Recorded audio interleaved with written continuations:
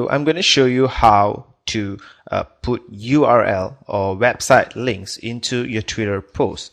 Now, of course, this is very easy to do, but since Twitter limits each tweet message to just 140 characters, so therefore, if you copy, for example, a URL to this particular article from New York Times, and let's say I paste the entire link into here.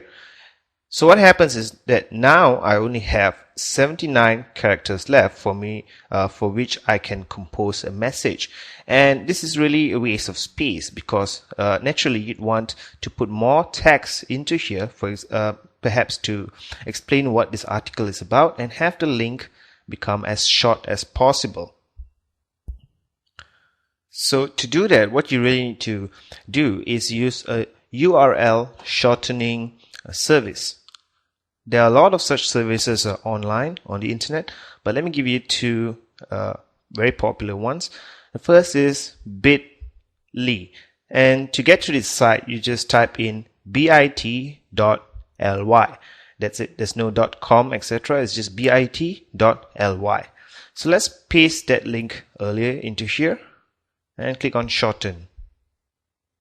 Okay, so now you get this very short URL, which will in fact redirect to the actual URL of the New York Times article that we've seen earlier. And another very popular service that has been around for a very long time is tinyurl.com. So let's try that. I'm going to paste the original URL into here and click on make tiny URL. Okay, and this is the very tiny URL that we get using this service. So now I'm going to go back to Twitter, and instead of the long URL, I'm just going to paste a very short one.